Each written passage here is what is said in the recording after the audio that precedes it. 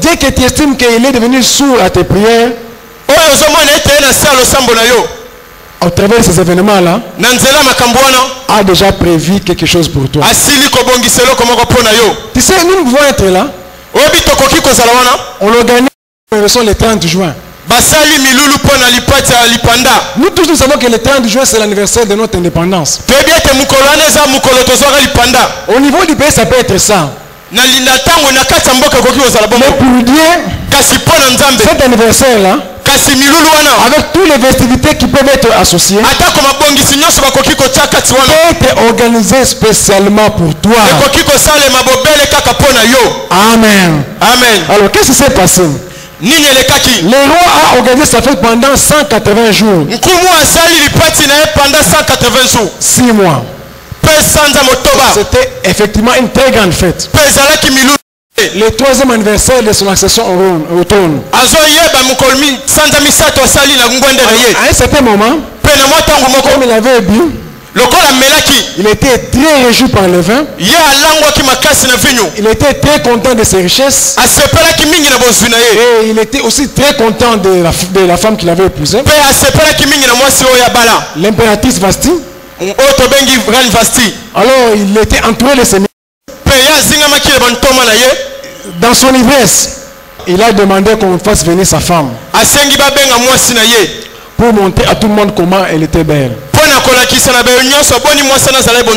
Amen. Amen. Vasti est entrée dans cette festivité comme reine. Mais elle en sortira comme une personne ordinaire. Parce que Dieu avait prévu d'élever quelqu'un à sa place. Bien-aimé, ne te méprise. Ne te néglige pas. Quel que soit ce que tu es aujourd'hui, Dieu connaît ce que tu seras demain. Les gens peuvent te voir aujourd'hui en babouche. Les gens peuvent te négliger. Tu peux habiter une hutte. C'est la situation d'aujourd'hui. 21 septembre 2014. À 9h16 minutes. À 9h16 minutes. Mais personne ne connaît ce que tu seras l'année prochaine à cette même période. Ni le président de la République, ni le premier ministre, personne ne connaît ce que tu seras l'année prochaine à cette même heure. À cette même date. Cela n'est connu que de Dieu seul. Alors l'empereur a fait venir Vasti. Alors Vasti a fait des caprices. Elle a refusé de se présenter. Je suis en train de poser beaucoup de questions. Lorsque je méditais sur ce texte-ci, une reine, l'empereur l'appelle. Refuse. Il devait avoir sûrement des raisons valables de refuser. Était seulement par simple caprice. Ou bien elle connaissait tellement son mari. Elle savait que son mari, quand il avait bu, il pouvait t'appeler comme ça pour ne rien dire. Parce qu'il y a effectivement des gens comme ça. Quand il est déjà bu, il peut vous convoquer vous tous. Moi je connais un papa. Il était avec sa femme et ses enfants. Il est normal, il ne dit rien. Mais c'est quand il a bu, quelle que soit l'heure à laquelle il revient à la maison, même s'il revient à 2h du matin, il frappe à la porte, vous ouvrez. C'est à ce moment-là qu'il convoque la réunion de famille. Mais quand il est à l'état normal comme ça, il ne dit rien. Mais quand il a bu, c'est à ce moment-là qu'il convoque la réunion de famille. Il commence à parler à sa femme. Je me suis dit que peut-être que ce roi était aussi de cet acabit là. Et c'est pour cela que sa femme n'a pas daigné se présenter. Je me suis posé en tout cas beaucoup de questions. La Bible ne le dit pas. Mais ce qui est sûr, c'est que quel que soit le comportement de cet homme-là, que ce soit par caprice ou par n'importe quelle considération, tout ce que je sais, c'est que Dieu avait aménagé cette circonstance-là. Quelqu'un qui voulait élever, il en sera de même pour toi. Quelqu'un fera seulement des simples Comme il a toujours fait. Il dira il a toujours agi comme ça. Et Dieu profitera seulement de cette caprice-là pour faire ce qu'il a prévu pour toi. Alors, la reine a refusé de se présenter. Et le roi s'est mis en colère. La Bible nous dit que le roi demanda à ses conseillers quel châtiment fallait-il donner à la reine qui avait refusé de se présenter. Alors la Bible nous dit que tous les conseillers donnaient l'un d'eux prit la parole. C'était peut-être le doyen des conseillers, directeur de cabinet, ou c'est devait quand même être un conseiller éminent. Il a dit ceci. Je ne vais pas entrer dans le titre, sinon ça me prendra beaucoup de temps. Il dit, roi, ce que Esther a fait, excusez-moi, ce que Vasti est très grave. Si tu les laisses comme ça, toutes les femmes apprendront cela. Et attention à se comporter de la même manière contre leur mari. Alors il faudra lui donner un châtiment exemplaire qui pourrait dissuader toutes les autres femmes du royaume à se méconduire vis-à-vis de leur mari. La Bible dit que cette proposition plie à roi. Alors là aussi j'ai réfléchi. Pourquoi est-ce que tout le monde pouvait se liguer contre Vasti? Qui sont allés appeler Vasti? C'était 7 uniques. Vasti a refusé. Alors ces uniques-là avaient tout le temps de gérer ce refus à leur niveau. Ils auraient pu dire au roi que le roi, en tout cas, excusez, Vasti est indisposé. Et là, excusez-le, indisposé ne sait pas venir. Mais ils sont venus dire que Vasti a refusé. C'est un groupe. L'autre groupe aussi, qui est appelé à statuer sur Vasti, lorsqu'il faut proposer la sanction, il prononce aussi ou il propose la destitution de Vasti. Alors je me suis dit que c'est que Vasti avait un comportement. Si Vasti avait un bon comportement, il y aurait quelque part des gens qui aussi plaider sa cause. Alors que tout le monde se coalise comme ça contre elle, contre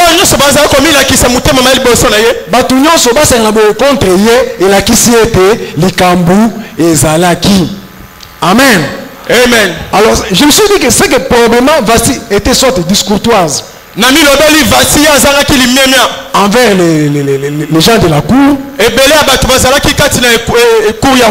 était trop sûre d'elle. Elle était très belle. Elle était reine.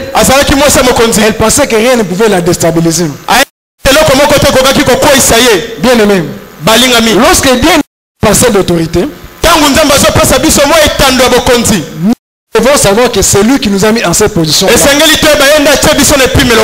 a des gens qui pensent qu'ils sont ceux qui sont aujourd'hui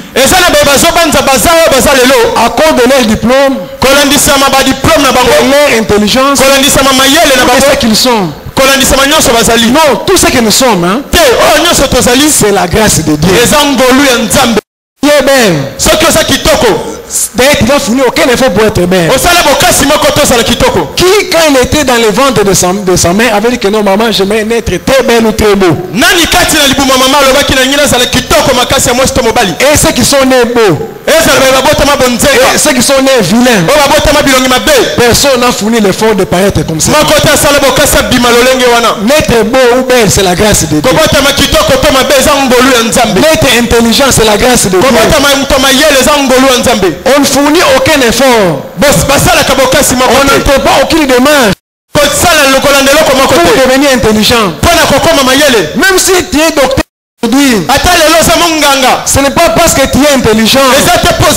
C'est parce que Dieu t'a fait grâce. Bien aimé.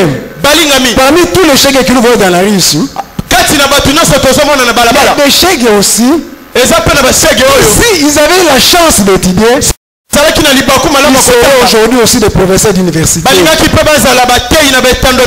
Amen. Amen. Tous les chèques que nous voyons ici, il y en a qui seraient des grands docteurs, des grands médecins. Ils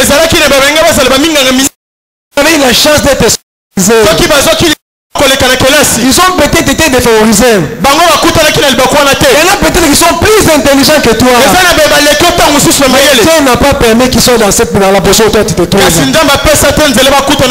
Alors si toi tu es ce que tu es aujourd'hui, par la grâce de Dieu, ne t'enorgueillis pas.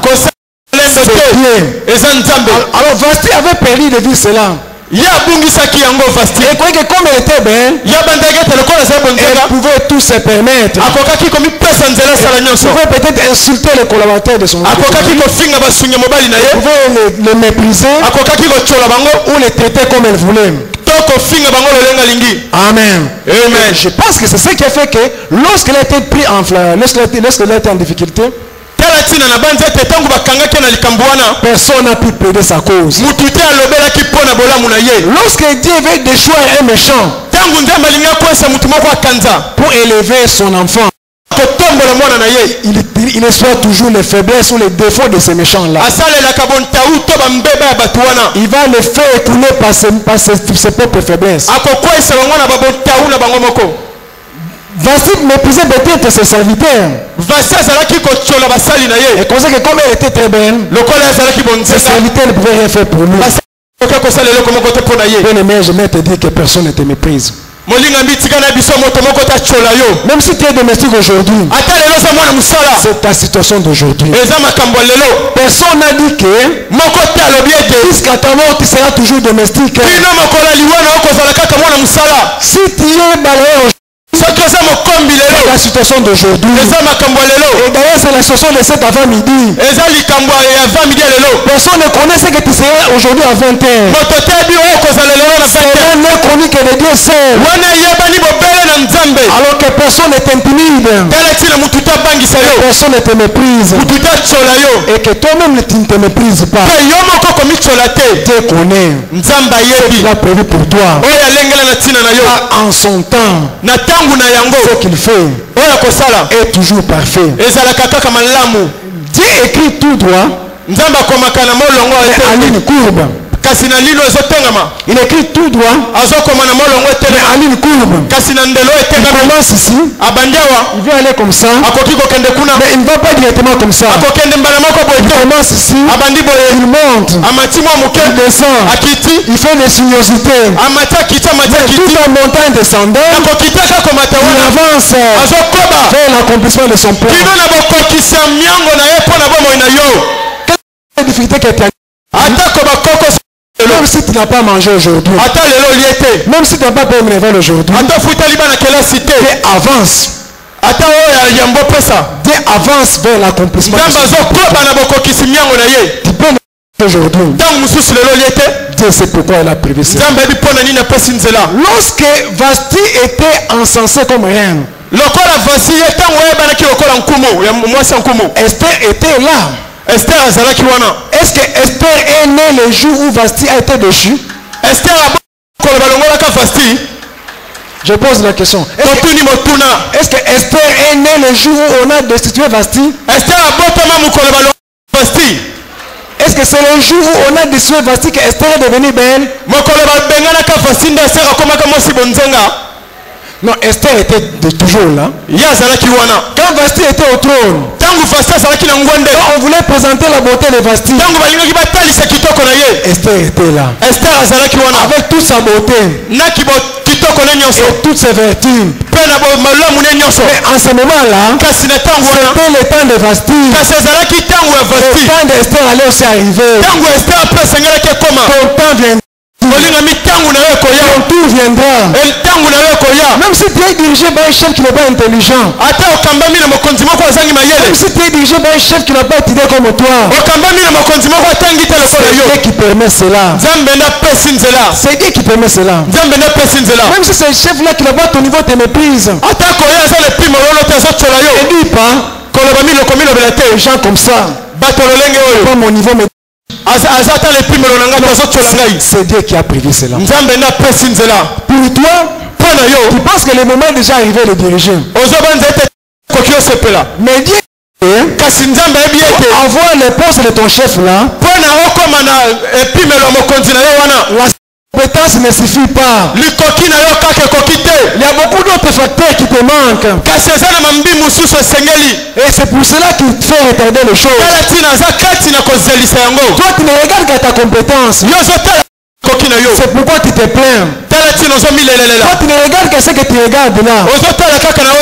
C'est pourquoi que Dieu ne te connaît pas. C'est pourquoi tu penses que Dieu n'entend pas tes prières.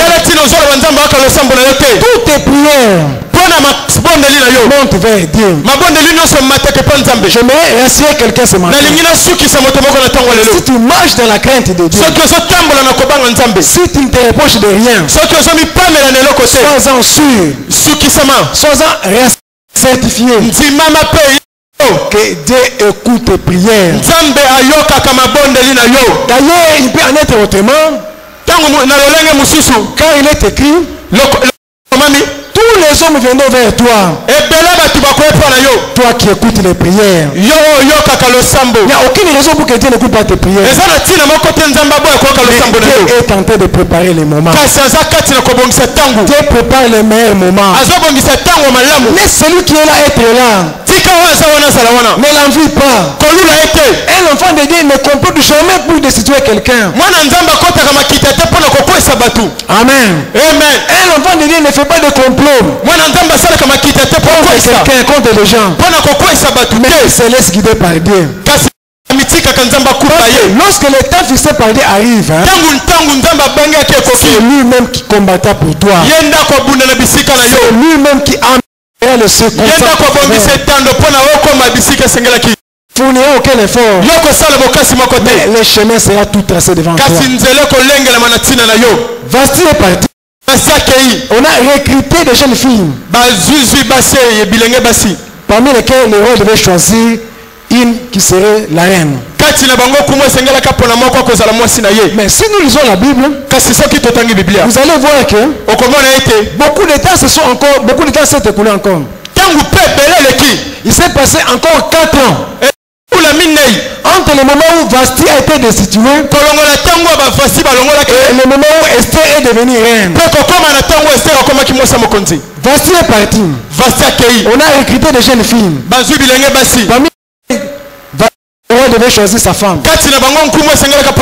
Esther était aussi là. Mais elle était connue de personne. Elle était connue de tu peux être là, plein de bonne qualité. Tu peux être là, plein de grâce. Même si les hommes ne voient pas ça, ils voient ça. Ce qui est important, c'est pas que les hommes voient. Ce qui est important, c'est pas que connaissent. Ce qui est important, c'est pas que les hommes sachent ce que tu es. Ce qui est important, c'est que l'Éternel des armées te connaisse. Lui-même connaît quelle grâce il a mis en toi. Lui-même connaît quelle capacité il a mis en toi. Tu peux être là, tu fais des efforts pour te... Tu peux même être là, tu as une très belle voix.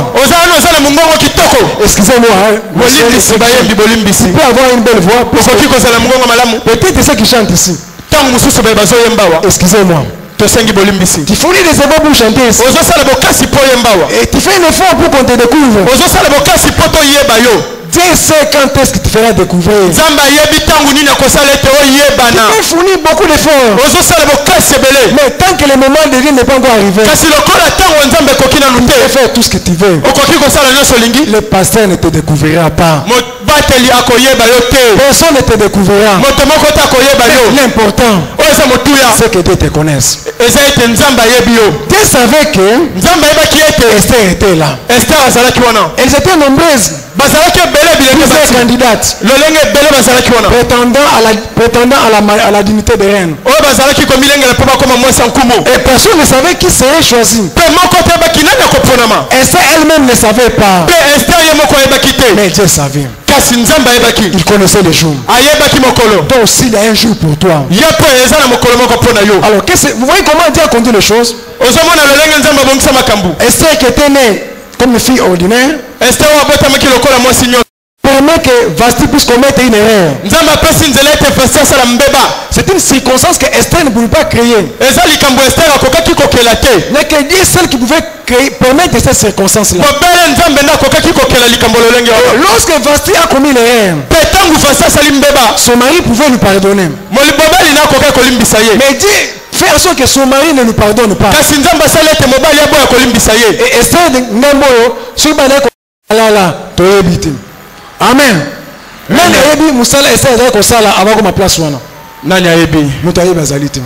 Tout ce qu'on sait, c'est qu'elle était cousine de Mardoché. Mais qu'est-ce qu'elle faisait à part ça? Peut-être qu'elle a qui ménageait à Mardoché.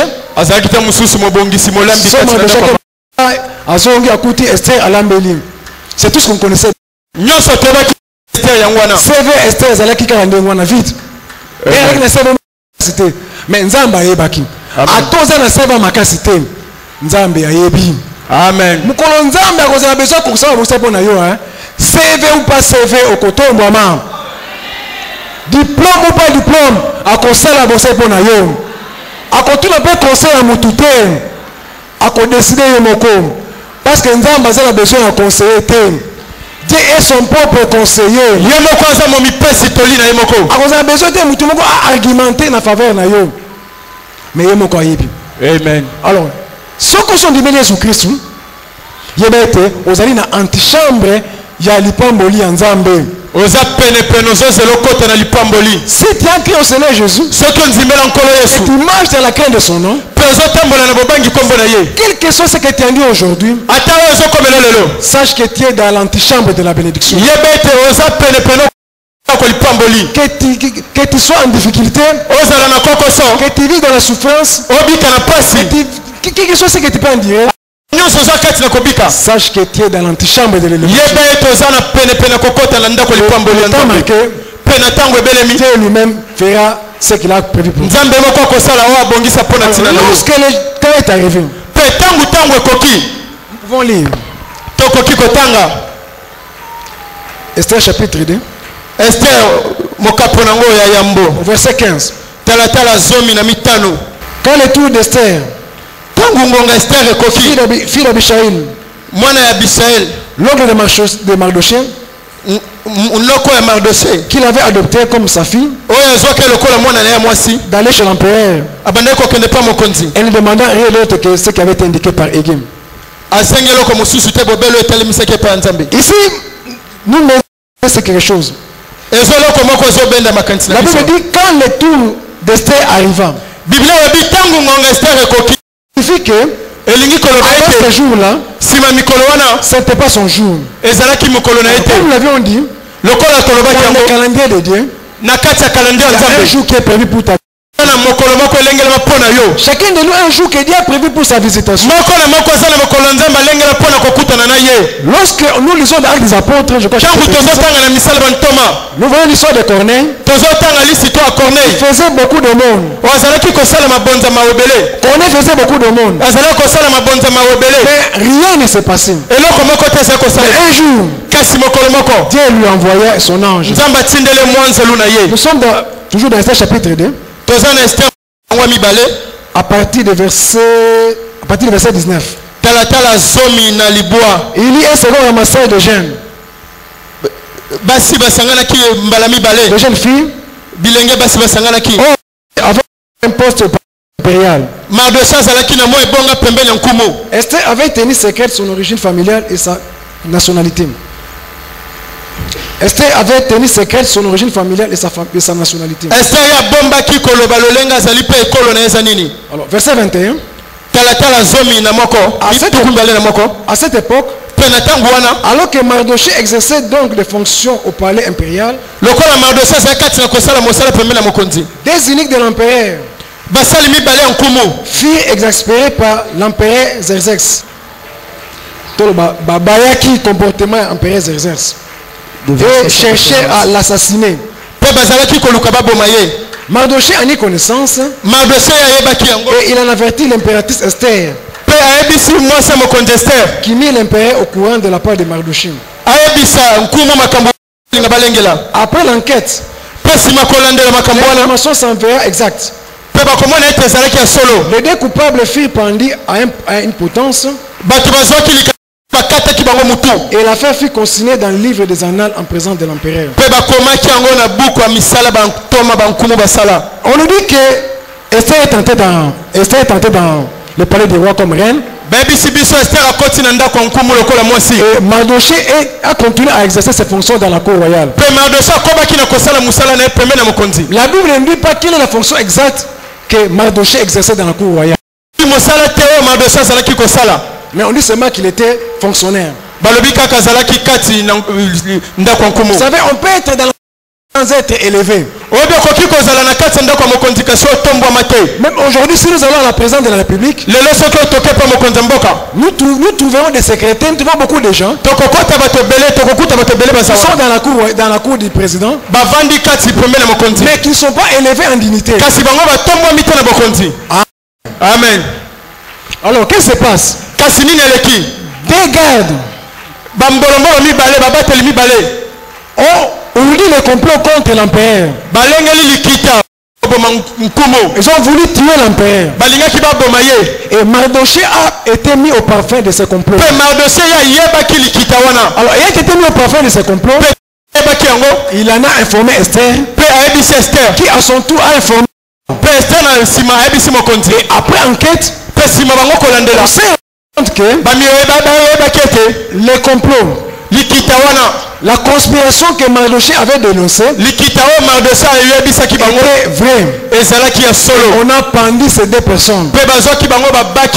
Mais lui-même Mardoché n'avait rien obtenu. Il avait fait quelque chose de très bon pour lui, mais il n'avait obtenu aucune récompense. Je voudrais dire que tu peux faire de bonnes choses dans cette église. Tu peux faire de bonnes actions dans la société. Même si tu ne reçois aucune récompense des hommes, sache que Dieu n'a pas oublié cela. Toutes nos bonnes œuvres sont consignées dans les livres de souvenirs. Moi j'ai toujours indigné devant des gens dire j'ai fait beaucoup de choses dans cette église, on ne me prend pas en considération. Quand tu fais de bonnes choses dans cette église, tu ne les fais pas pour les hommes, tu les fais pour Dieu. Qu'est-ce que l'homme peut te donner? Au maximum, l'homme ne peut que te dire merci. Même si l'homme t'a donné une villa, cela n'est pas comparable à ce que Dieu peut te donner. Mardoché était peut-être dessus. C'est que l'empereur n'avait rien fait. Il avait permis que les rois ne fassent rien en faveur de Mardoché. Car il savait les meilleurs moments. Vous savez que quel était le meilleur moment pour que Mardoché bien aimé, tu peux donner des dîmes ici, tu donnes des offrandes, tu fais des grandes choses, tu rentres à la maison, tu ne vois absolument rien. Amen. Ça peut arriver. On dit opération. Quelqu'un veut voyager. Nous avons besoin qu'un peut donner $1000. Avec tes $1000 que tu avais gardé pour quelque chose, tu le sors. Tu peux lever de cet homme-là. Tu peux être un missionnaire. Tu rentres dans la maison, rien ne se passe dans ta vie. Personne ne te dit même merci. Cela ne suffit pas que les hommes ont oublié. Cela ne suffit pas que Dieu a oublié. Les hommes peuvent oublier le bien que tu fais en leur frère. Mais Dieu n'oublie aucun de tes biens. Dieu n'oublie jamais tout ce que nous faisons en sa faveur. Toutes nos bonnes œuvres sont consignées dans les livres de Dieu. Tu aimerais être récompensé maintenant. Mais Dieu connaît. Il connaît quand est-ce qu'il va se souvenir de ces dîmes-là. C'est quand est-ce qu'il va te récompenser pour tout ce que tu donnes comme offrande spéciale en ces dîmes. Quand ce moment viendra, effectivement, Dieu, tu avais raison. Tu fait de me bénir en ce moment ici. Si l'empereur avait récompensé Mardoché, en ce moment-là, cette récompense n'allait profiter qu'à Mardoché lui-même. Mais Dieu a voulu que cette récompense soit. Et lorsque le moment est arrivé, pour que cette récompense soit révélée, lui-même a créé les circonstances. Qu'est-ce qui s'est passé? Je suis en train d'aller rapidement parce que moi j'ai donné le temps. Aman a été élevé. Non seulement a été élevé, Aman voulait que, enfin, le roi avait décidé que tout le monde devait s'agenouiller devant Aman. Quand Aman passait, tout le monde devait s'agenouiller devant lui. Mais Mardoché qui craignait Dieu a refusé de s'agenouiller devant Aman. Et à cause de cela, Aman a voulu massacrer le peuple de Mardoché. Aman a voulu massacrer tous les juifs. Donc, et Mardoché et tous les juifs devaient être massacrés. Ça devait être le plus grand génocide de cette époque-là. Qu'est-ce que Dieu fait? Chapitre 6. Vous allez lire. Alors ça c'est Dieu aussi qui crée ça. Dieu qui donne le sommeil. Cette nuit-là, il arrache le sommeil au roi Assyrus.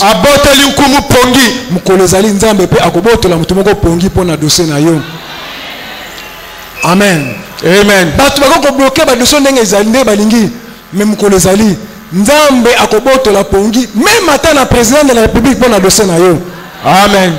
Atobana na kisenso soki nzambe alingi te dossier ne pas premier ministre mukolo ezali nzambe même ata premier ministre asaka visite na kisenso et visite on salete aya devant boutique na yo te ka nguba mais premier saleki na visite ka boy audio 5 chanter soki ya modernité abibo na lingela so manguba na nguba na pe ekaka aye pa na yo atuno keso on répond en français akaba ke moto te ka nguba ayi français malamu pe situation sa nini e fungwami po te nzamba azali nzamba makambo minene asala ya makambo lekela rabatu et siko roi alali bongite asengete ba mema anal.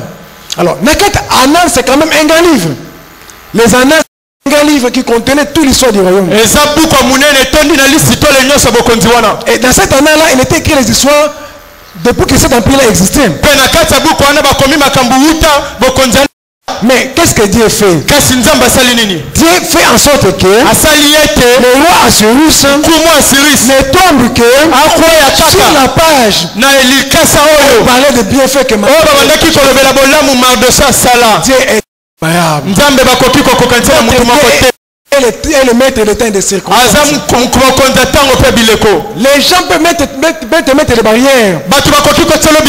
Mais qui peut monter au ciel?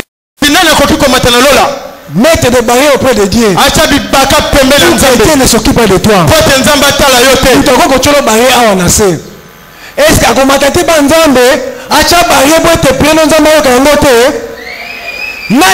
tu barrière pour être mis sur Nzambe et mon ayote. Donc Nzambe azali le soki ya sur papier mon Nzambe te Nzambe kotala muto est-ce azali Nzambe na biso azali mettre de temps et de circonstances. Ata watacholo barrière Nzambe minde na contrôler barrière wana. Na kosisa na témoignage mukolo moko na msala je devais effectuer une mission de service à Dubaï. Alors, il savait que jusqu'à jeudi, le voyage devait avoir lieu le week-end. Jusqu'à jeudi, je n'avais pas encore eu l'ordre de mission. Qu'est-ce qui s'était passé? Notre DG avait déjà signé l'ordre de mission. Mais les gens de son cabinet étaient arrachés pour déchirer cet ordre de mission. J'ai à voyager. Et encore que c'était un DG qui venait nouvellement d'être nommé. Ils ne se sont pas limités seulement là. Ils sont allés dire des choses au DG. Cet ingénieur là, ils sont dans un groupe de 5 personnes. Ils sont contre. Ils ne veulent pas que toi tu deviennes DG. Je ne connaissais pas. Ils ont dit des choses. Alors, vraiment, ce qu'ils avaient dit au DG avait fait en sorte qu'il avait aussi, il avait à un certain moment, il était devenu aussi, en quelque sorte, il avait des discussions hostiles vis-à-vis de moi. La date de la réunion approchée. Je devais voyager le samedi ou le dimanche. On était au bureau jusqu'à jeudi à 15h. Je n'avais pas d'ordre de mission. Quand tu n'as pas l'ordre de mission, tu vas voyager comment? Donc les billets, il ne faut même pas en parler. J'avais mon visa parce que Dubaï, pour voyager, les visas, on le donne par l'hôtel où vous serez logé. J'avais déjà mon visa. Mais localement ici, je n'avais aucun papier. C'est que Dieu fait. J'ai dit à 15h, je n'avais rien. À 15h30. Dieu crée un besoin. Les besoins ont fait que et les autres là dont on avait dit des choses, nous devions aller à la réunion avec les DG. Nous sommes allés à la réunion. On a commencé à se présenter. Moi je me suis présenté. Et quand je me suis présenté, les DG me regardent. Ah, nous sommes Basselim. Bon, j'avais compris. On va tenir la réunion. Cette réunion-là, personne ne l'avait prévu. On nous avait écartés. Il savait qu'à la primature, on avait demandé des choses. Et ces choses-là, c'est nous qui devions traiter ces choses. Et nous étions face à face avec nous. On avait séparé de nous. Dieu a créé des circonstances pour que nous nous retrouvions, pour que nous nous parlions. Bien-aimé, si Dieu a voulu faire quelque chose pour toi, il peut monter de ça. Rien ne va bloquer. Nous avons tenu. À la fin des détails du projet, on dit, nous sommes allés à Dubaï. Il a déjà le visa. Mais jusqu'à là, il n'a pas encore le visa. Alors, les DG s'exclamera. Non, j'avais déjà signé son nom de démission depuis longtemps. Va maintenant au secrétariat. Dis aux gens du secrétariat de te donner les numéros de ton nom de démission. J'ai besoin de ça tout de suite. Et pendant que le DG disait cela, c'est lui qui avait fait déchirer de démission. Son assistant. Il était confus. Je suis allé au secrétariat et lui m'a suivi. J'ai tout donné. Mon nom de mission a été signé ce soir-là. On était jeudi. Le DG avait signé. Mais il fallait maintenant que le président du conseil signe aussi. Il n'était pas là. J'ai eu ma signature le vendredi. Les fonctionnaires de l'État sont ici. Ils savent que si tu dois sortir avec le passeport de service, il faut avoir l'autorisation de sortir. C'est aux affaires étrangères. De ton vendredi à 18h, j'avais l'ordre de mission, mais je n'avais pas l'autorisation. Je n'avais pas les feuilles de mission non plus. Je suis allé à la direction générale. DG s'était déplacé. DG a déplacé. L'argent qui était resté. Là, c'est lui qui devait signer le document pour que j'ai l'argent. J'arrive là-bas, c'était plein. Pas moyen d'entrer. Si j'ai raté ça, c'est même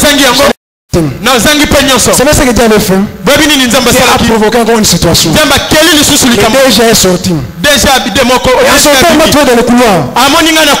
Et j'ai dit, qu'est-ce que tu fais ici? Viens vite. Son bureau, et il a signé le document. Je suis sorti, je suis allé à la caisse, j'ai eu l'argent.